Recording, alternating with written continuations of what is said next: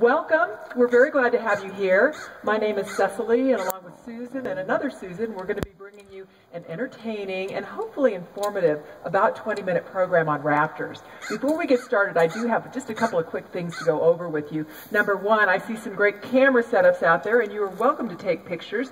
These birds are used to having their pictures taken, so that's not a problem. The only thing is that we do ask that you stay seated while you take pictures, kind of as a courtesy to your neighbor. Now, after the program, we'll have at least one bird out for you to get more close-up pictures of. And after the program, so we'll be taking questions. We normally don't do questions during the program to sort of keep things moving along, rolling along. Now, after the program, we'll also have a handler or two over here by our corvids, which are crows. They're not raptors, but they're very smart. They're very fun to train. We've had a good time teaching them different tricks, including one involving a dollar bill. But the handler there at that time would be very happy to answer any questions too. Now, the third, the last, and really the most important and the most fun part of this program is that it is a free flight program. What that means is you're going to be having birds fly directly over your heads. Now, they're going to be clearing you by about this much. So they don't clear you by much, but they do fly with their talons up. No one gets whacked with any talons, and they're doing this not because they're trying to intimidate you. You know, to them, you're just part of the furniture, but what they're doing is using you, and how that works for them is that flying is hard. It takes a lot of energy, so the closer they get to you, they're going to benefit from something called ground effect, and that's where warm air rises from the ground and from you. As they're flying, they're pushing air down, so they're kind of creating a little bit of a bouncy cushion for them, so it makes it easier for them to fly, makes them fly more efficiently. I'm letting you know this, you're here because you like birds, but not everyone wants to see them quite that close. And no matter how much I try and warn people, they're still surprised how close they'll get. They'll come in between you, get very, very close. So if that is too close for comfort for you or any kids or anybody else in your group, I would suggest sitting or standing to my right on the outside of this roped area. You would still get a great look. A lot of times that's a better angle to get a picture from, but you won't be getting birds directly overhead. Now, they do go to different perches here, but they do different patterns, so they're going to be everywhere once they're inside this general seating area. And for that reason, we do ask that everybody stay seated with hands down. The reason for that is that they are low flyers, and if somebody were to stand quickly to get a better picture or wants to switch seats or something like that, it's a risk of bumping into and injuring the bird. So very important, we do appreciate it if you do stay seated with your hands down. Okay, we've got that out of the way. I'm going to start by asking a question that no one needs to raise their hand for. You can just shout out any answers you might have, and that is, what role do you suppose raptors play in the environment? For example, what do you think they hunt? What do you suppose these birds hunt? Just shout out any answers you have. Any ideas? Mice. Mice. Insects. Very good. Other birds. Snakes. Fish. Rabbits. All kinds of stuff. Rabbits. But they're really good. Usually people start by mentioning a lot of different rodents, and that is sort of their specialty. They're really good at rodent hunting. This is our second season here at Bearazona. Last year when we first came out to scout this area for the birds, we were amazed at how many different types of rodents there were out here. We had rabbits and rats and squirrels and chipmunks, but then we started flying the birds, and we were so amazed how we stopped seeing any rodents of any kind. And we were surprised because we knew the birds were smart, but we didn't realize how smart these rodents are. They must have their own form of communication for warning each other not to come out here where these dangerous birds of prey are. So we're very proud of the fact that we got rid of that problem, at least in this part of the park. Okay, it's time to bring out our first raptor. This first raptor you're going to see is a hawk that's only one of only two socially or cooperatively hunting hawks in the world. The first one is the Galapagos hawk, which is found in the Galapagos, and then the Harris hawk, which is found right here in Arizona, in New Mexico, and Texas. And this is Bart. Bart is a male Harris hawk.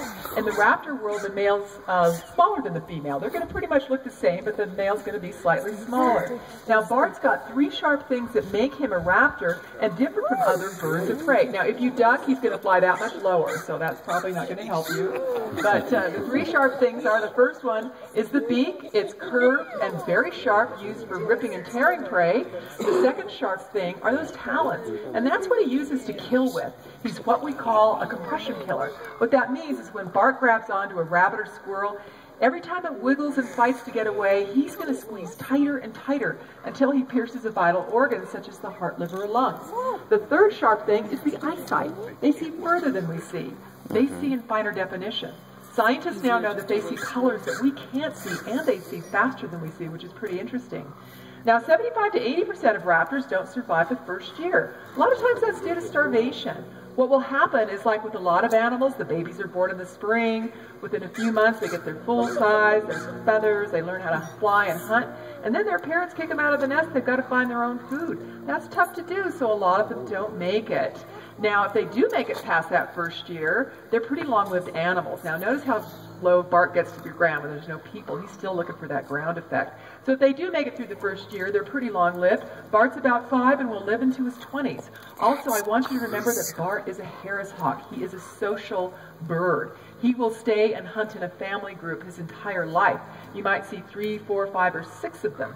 And because of that, their success rate at hunting is better than most raptors, so their mortality rate is actually lower. And I hope you notice those nice, broad, rounded wings. Not all raptors have wings shaped that way. Hawks are nest builders. Not all raptors are. We'll talk more about that. So that's a little bit about Bart. We're actually going to be bringing out another Harris hawk. This one's coming out is a female, and she's going to come out on the 5th. And we bring her out because she's got a little bit different story to tell. I'll preface that by saying that when I was growing up, I was always told that if you found a baby animal or bird that was by itself, parents weren't around, probably something had happened to them or it had been abandoned, and you wanted to take care of it. And we now know that that is a myth. There are a lot of reasons that animals leave their young. They may be out hunting or feeding themselves. They may be drawing predators away. And in the case of raptors, raptors are excellent parents. But baby raptors, like a lot of baby birds, will get blown out of the nest. It happens all the time. With raptors, what will happen is if a chick gets blown out of the nest, the parents will continue feeding it, coax it back to the tree, and depending on how old it is, it'll hop or flap its way back up to the nest where it belongs. Now, we're going to be showing you Bella. And Bella, as I said, she's a female Harris hawk, and she's one that was actually found in Tucson. She was found in somebody's backyard. She was this fluffy little downy chick, probably had been blown out of the nest. Now, the family that found her thought she'd been abandoned, so they decided to keep her, which you're not really supposed to do, but they did some research. They built her a nice enclosure. They found that raptors are birds that don't eat nuts or seeds or fruit. They only eat protein, just meat. So they went to the grocery store, they bought her some chicken and hamburger. Those things are fine in small quantities. But in the wild, Bella's parents would have been bringing her a whole lizard or a whole little bird or a whole little mouse, and she would have eaten everything, including any fur, feathers, and bones. Now, she wouldn't have been able to digest those things, but what she would have been able to do is pull minerals from that for her own bone growth. It's kind of like why we give our children milk when they're growing, is so their bones will be strong. Now, Bella didn't get that. So as she grew, her legs actually broke just under her own weight. Now, they fully healed, and she's flighted. But remember how they hunt. It's very important that their legs and talons be 100%. Bella weighs close to 2 pounds. If she were healthy, she'd be able to take a 6 to 8 pound jackrabbit. That's an animal that's a lot bigger than she is, and it doesn't want to be dinner. So as it fights to get away, that would be a real risk to her to re-break those legs. In the wild, a raptor with a broken leg isn't going to survive. So that's one reason Bella will stay an education bird. The other issue for Bella is, remember, she's a Harris hawk. She is a social bird. She was found so young that she actually imprinted on humans. And in Bella's case, that means she either thinks that we're all Harris hawks that went through a really bad mold, or that she's human, because she doesn't like other birds. She wants to be with us. She thinks we're her family, and you're part of her social group. So for those 2 reasons, Bella will stay an education bird, but it's a little tip that if you do find a baby raptor, or of that type, or of any kind, really, you might wait to see if the parents are still around before you call Fish and Game or your vet. So thank you, Bella. Thanks, Susan. All right, every program is special in that you all get to see a little bit different birds than other programs do. And for you guys, we have another hawk to bring out. This is one that has been part of the program, but she just finished her molt, so she's got her feathers all beautiful and in, and she's just sort of rejoined the program. And this is one of the most common hawks all over the United States, and one that everyone has seen. You've seen this type of bird a lot. It's the one, if you're driving down the road, it's sitting on a tree right by the road or on a telephone line. What it's doing, it's waiting for you to run over something, because that saves them a whole lot of work. And if it's not too flat and it's pretty fresh, then that works for them.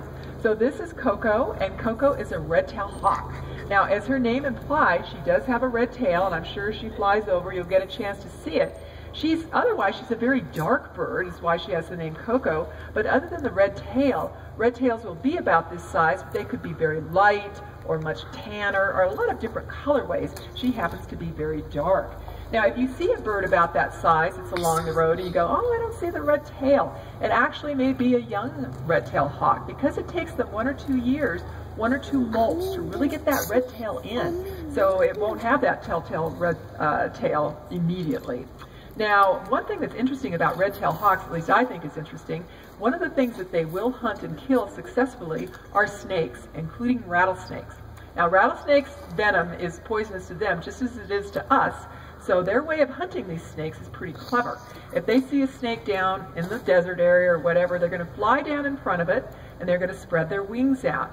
They'll tap one wing. Now that snake is going to coil and strike over there. There's no blood running down there once those feathers are in. So even if the snake strikes, it's not going to injure the bird. But what it's doing is number one, it's forcing that snake to use its venom, because then it'll tap the other side. And the other issue for snakes is they have 3-chambered hearts, so they tire very quickly. So once he's got that snake going back and forth a few times, he figures it's used up all its venom, and then it's worn out, it'll go in for the kill. Doesn't want to guess wrong, because that would be bad news for the snake, just as it would be for us.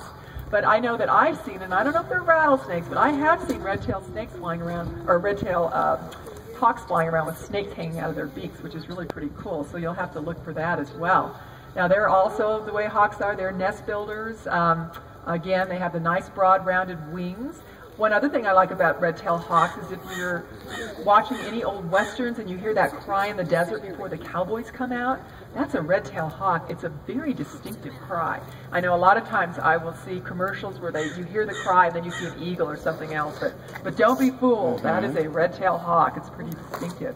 So that's a lot about the hawk family. Now we're going to move along and talk about the family of raptors that includes the peregrine, which is the mascot for the Air Force Academy. Does anybody know what family of raptors that is? Falcons, absolutely. We've got a falcon to show you today, which again is one that you've all seen, probably not even realized that you were looking at a falcon, because it's actually the smallest falcon in North America, although it is a very classic falcon. And the one that's coming out is going to be a female. It's going to be an American kestrel. Now with kestrels, we know this one's a female because kestrels break the rule. You recall, male and female raptors for the most part look alike, except for the female's going to be larger. In the case of kestrels, the male's going to have beautiful blue-gray plumage, the female's going to be a little bit larger, and she's going to be mostly copper color. So this is a young bird. She's very classic in many ways. This is Venus, and she's got those wonderful dark stripes down her cheeks, which are called malar stripes. That's a rouse, very common in your falcon family. She does that tail pump. You see her when she sits, which is very distinctive to your kestrel. So if you see that out there, that's what you're looking at.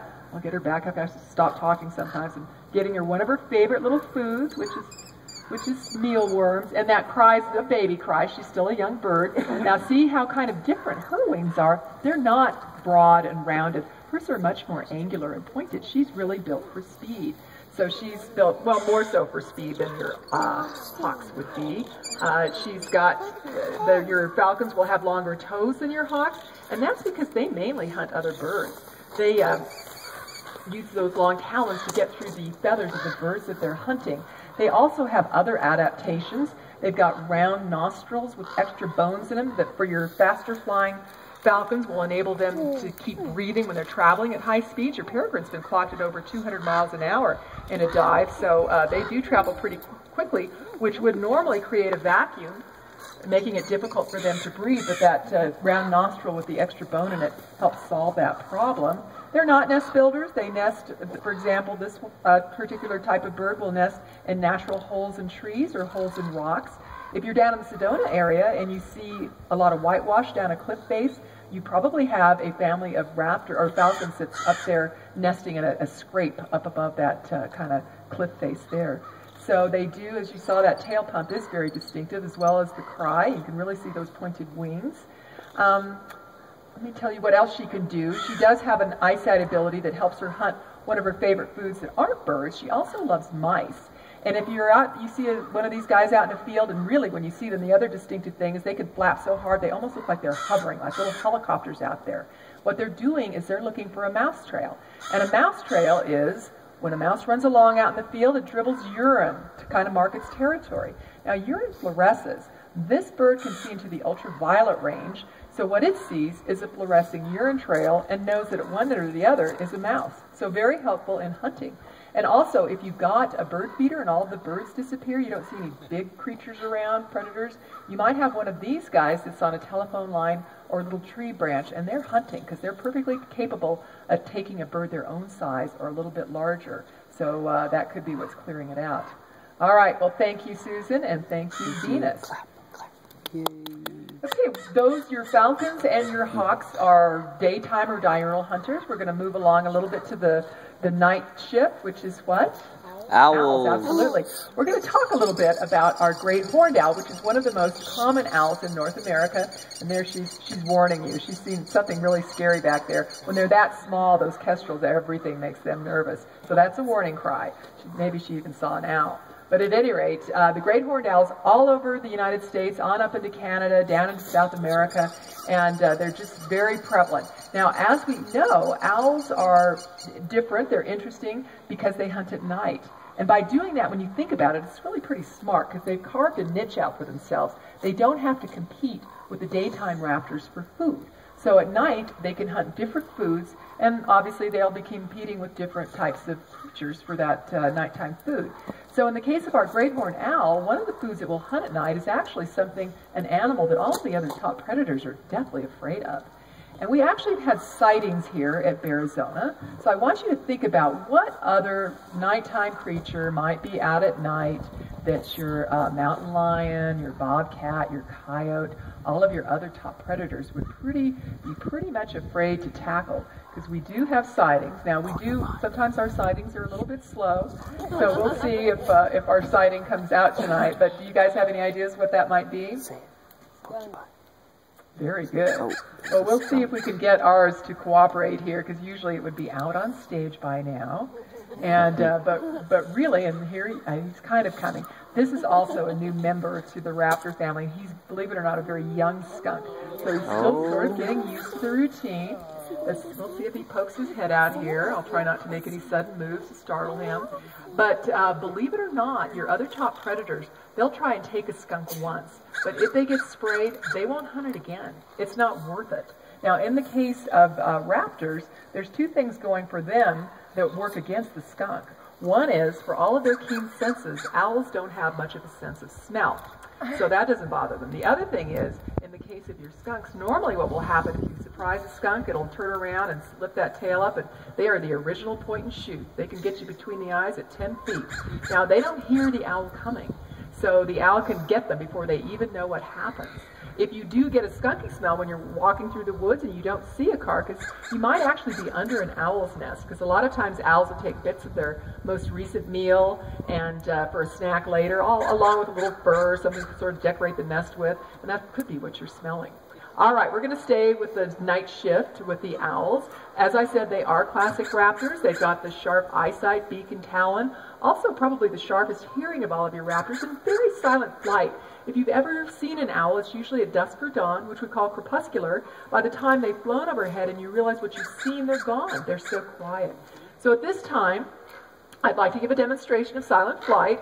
And normally I'd use a skunk, but we've only got our one little new skunk here. And there's a pretty good group of you out here today. So I think I'll ask for a very brave volunteer to come up and help me demonstrate how I probably should go with an adult volunteer on this one to see if we could have a demonstration of silent flight. Do I have any brave adults out here? This woman right here in front. You can hand your camera off so they can get one last picture of you. All right, remember her as she was. No, she'll be fine. She's very brave. If you want to come on up here.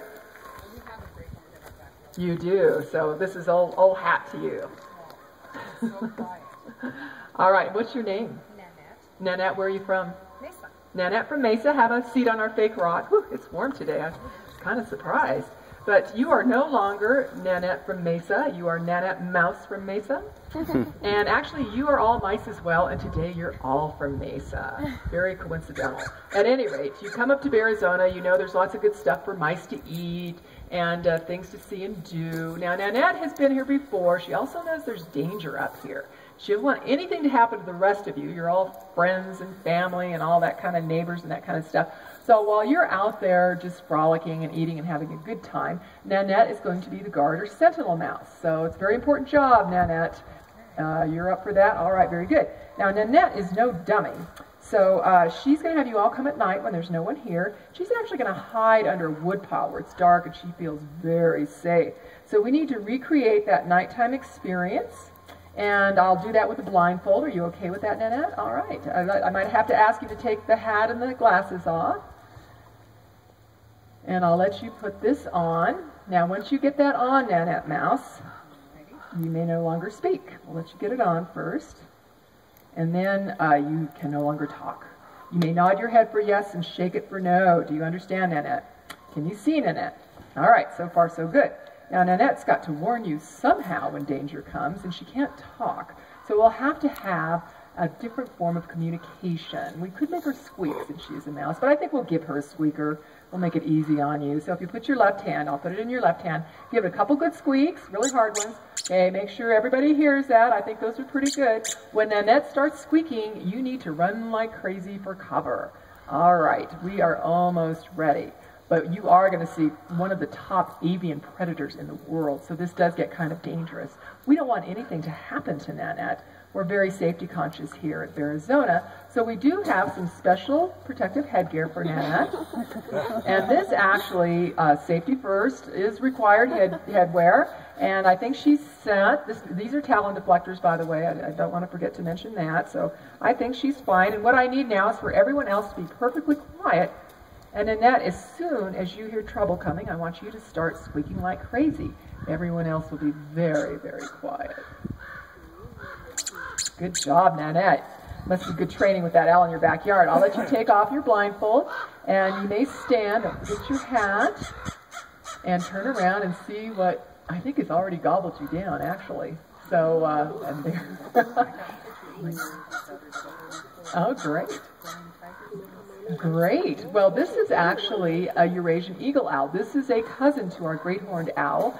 But I think a lot of you made it to safety. Nanette risked her life for you, so you need to give her a big round of applause. And thank you, Nanette. That was perfect.